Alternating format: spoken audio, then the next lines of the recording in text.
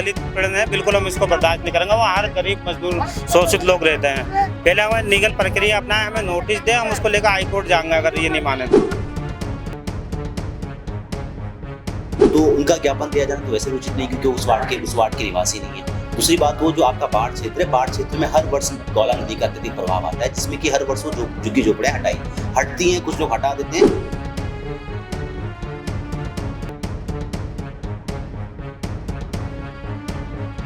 Bulldozer का खर्चा भी हमें देना पड़ेगा, 1200 रुपए घंटा, घर भी हमारे टूटेंगे।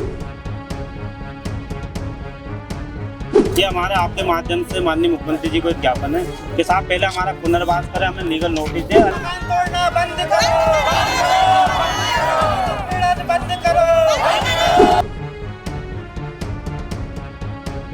नमस्कार, आप देख रहे हैं प्रतिपक्ष संवाद और मैं हूं आपके साथ देवेंद्र नेगी अपने सहयोगी कैमरामैन हर्षित के साथ।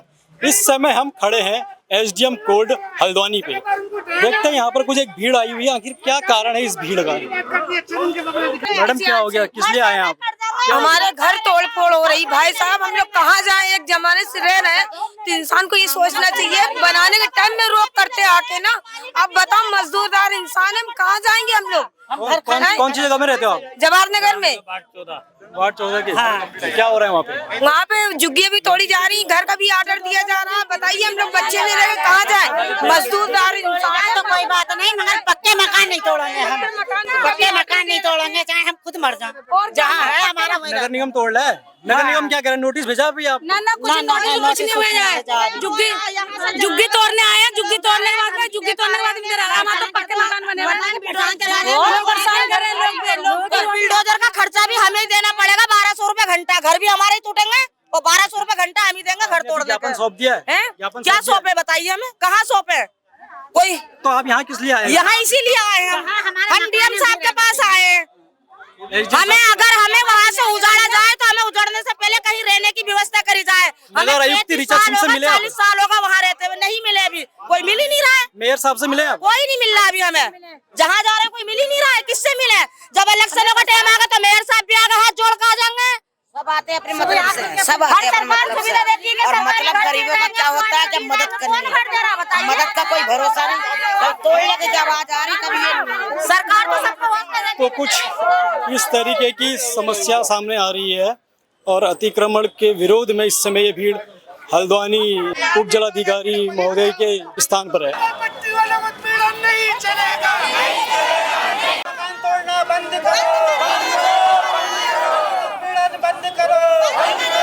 कपड़ा मकान की बात करती है, जब हमसे वोट ले लेती हैं उसके बाद हमारे वो रोटी कपड़ा मकान छीनने की बात करती है। ये हमारे आपके माध्यम से माननीय मुख्यमंत्री जी को एक ज्ञापन है कि साहब पहले हमारा पुनर्वास करें, हमें लीगल नोटिस दे, अंदर गैर कानूनी रूप से हमें वहाँ से न हटाया जाए, हमारा पुनर्वास किया जाए।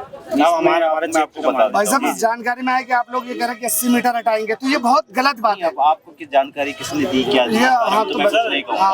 134 परिवार चिन्हित किए हैं, वो सारे के सारे झुग्गी और आपके टेंट नुमा में रह रहे हैं। पक्के मकान वाले कुछ भी मुनादी नहीं कराई गई है, तो ये आप लोगों की सर अभी तो वहाँ पे टीम घूम रही है सर, वो सर्वे कर रहे हो। भाई साहब, जो वहाँ पर घूम रहे हो गलत तरीके तो करेंगे, वन विभाग की भूमि सर्वे तो करेगा, नहीं करेगा? नहीं, सर्वे करना सर आपका राइट है। भाई साहब, प्रधानमंत्री आवास योजना के तहत वहाँ पर मकान बने, लोगों का हाउस टैक्स आते हैं, राशन कार्ड, पहचान पत्र, बिजली, पानी, सब कुछ है।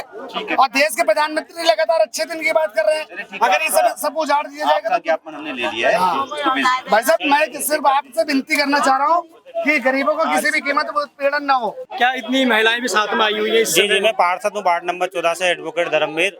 भोला नदी किनारे से बहुत दूर पहले हजारों घर बने हुए हैं। राज्य सरकार द्वारा सब सुख सुविधाएं दी गई है, लाइट पानी है, 15-20 सालों से सड़क पड़ा है, खरंजे पड़े हैं, सब कुछ पड़ा है, लेकिन वन विभाग द्वारा 3-4 दिन से मौखिक रूप से सूचना दी जा रही है आप इसको हटा लें। क्या उसको अवैध अतिक्रमण कह रहा है? अवैध अतिक्रमण करा है। जब यहाँ निर्माण होता है तो जब ये कहाँ चुप्पी छाप लेते हैं। ये राज्य सरकार के इशारे पे कार्य हो रहा है, जो दलित उत्पीड़न है, बिल्कुल हम इसको बर्दाश्त नहीं करेंगे। वो हर गरीब मजदूर शोषित लोग रहते हैं। पहले हमें लीगल प्रक्रिया अपनाए, हमें नोटिस दे, हम उसको लेकर हाईकोर्ट जाएंगे अगर ये नहीं माने तो हम इसका पूर्ण विरोध करेंगे। इसका अभी आपने क्या किया? अभी क्या मांगे, मुख्य मांग क्या? अभी हमारी मुख्य मांग ये हटाने से पहले हमारा पुनर्वास किया जाए, सबसे पहले जो हमारा कानूनी अधिकार है, संवैधानिक अधिकार है। हम लोगों को घर मकान बना कर दिए जाए, हम हट जाएंगे वहाँ से। जब इससे तक हमें लगभग कितनी जनता प्रभावित हो रही, कितनी आबादी होगी लगभग? 20 30 से 40 50 हजार लोग प्रभावित होंगे वहाँ। 50,000 लोग। हाँ बहुत लोग हैं वहाँ पर, बहुत पूरा, क्योंकि काठगोदाम से लेकर काठगोदाम से लेकर लाल कुएं तक लोग हैं, सब अतिक्रमण के नाम पे चिन्हित कर रहे हैं, कितने लोग हटा भी गए वहाँ पर। बिजली का बिल है, पानी का बिल ले रहे हो। अम्मा कब से रह रही है अभी आप वहाँ? अरे हम बूढ़े हो गए, शादी होकर ही नहीं आए हैं, सास ससुर मर गए, आदमी मर गया है, बच्चे हमारे हैं, नाती पोता इन्हें कहाँ डालेंगे हम? नन्हे नन्हे बच्चे हमारे बंगन के, कहाँ ले जाएंगे हम? तो क्या शासन प्रशासन से क्या कहना चाहेंगे? पहले क्या पुनर्वास किया क्या जाए? तो हमें जगह दे दे, ये होने रहते हैं। वहाँ से आप हटने को तैयार है? अगर पुनर्वास होता है तो हटने को तैयार है? हटने को तैयार हटने को नहीं तैयार नहीं है। है, उसी जगह पर आपको मकान चाहिए। बिल्कुल होनी चाहिए। बताइए, हमें इतना समय हो गया, सबके छोटे छोटे बच्चे हैं, कहाँ जाएंगे? छोटे छोटे बच्चे हैं, हम वहाँ करीब 40-45 साल हो गए रहते रहते। अब बताइए, एक हफ्ते का समय मांग रहे हैं, इस पे हम कैसे कहाँ जाएंगे लेकर बच्चों को? छोटे छोटे बच्चे। तो कुछ इस तरीके की समस्याएं बनी हुई है अवैध अतिक्रमण को लेकर के, जहां एक और वन विभाग अपनी कार्रवाई कर रहा है। सर ये भी अतिक्रमण को लेकर के मलिन बस्ती के और वार्ड नंबर 14 के लोगों ने यहाँ पर एक आक्रोश प्रकट किया था, जो अतिक्रमण के विरुद्ध कार्रवाई चल रही है, तो क्या कहना चाहेंगे सर? आपको ज्ञापन भी सौंपा है इसमें? जी जी, जहाँ पे अभी अतिक्रमण हटाए जाने संबंधी मुनादी की जा रही है, वो आपका जो क्षेत्र है वो गौला नदी का बाढ़ क्षेत्र है, आरक्षित वन क्षेत्र है। तो जो व्यक्ति वहाँ निवास कर रहे हैं वो नगर निगम क्षेत्र के अंतर्गत आते नहीं है, तो किसी भी वार्ड के भाग नहीं है, किसी वार्ड से जुड़े हुए नहीं है, तो उनका ज्ञापन दिया जाना तो वैसे भी उचित नहीं, क्योंकि उस वार्ड के निवासी नहीं है। दूसरी बात, वो जो आपका बाढ़ क्षेत्र है, बाढ़ क्षेत्र में हर वर्ष गौला नदी का अत्यधिक प्रभाव आता है, जिसमें कि हर वर्ष वो झुग्गी झोपड़ियाँ हटती हैं, कुछ लोग हटा देते हैं, और जब नहीं हटाते तो वहाँ कहीं ना कहीं किसी प्रकार की जनहानि की संभावना बनी रहती है। इसके अलावा आरक्षित वन क्षेत्र में वन विभाग के द्वारा मुनादी करते हुए उनको हटाने के संबंध में अपील की गई है, और सभी को कहा गया कि अपना अतिक्रमण स्वयं हटा दें। तो सारे के सारे जो अतिक्रमण है पूर्णतः अस्थायी है, पूर्णतः झुग्गीनुमा और टेंटनुमा है, जो कि आप पक्के मकान की बात कही, पक्के मकान भी निरीक्षण में आपके आरक्षित वन क्षेत्र में पक्के निर्माण है वो भी संज्ञान में आए हैं, उसमें वन विभाग की तरफ से कार्रवाई की जा रही है। लेकिन पहले चरण में जो झुग्गी झोपड़ियां जो बिल्कुल नदी में स्थित हैं 134 परिवार, उनको हटाने की कार्रवाई की जा रही है। तो सर लेकिन फिर अगर इसको हटा दिया जाएगा तो उनका क्या पुनर्वास होगा, क्या होगा? नहीं, नदी में अवैध रूप से अतिक्रमण करना, वो भी कच्चा झुग्गीनुमा, उसमें किस प्रकार का पुनर्वास होगा? उसमें किसी प्रकार के पुनर्वास के अधिकार नहीं होते।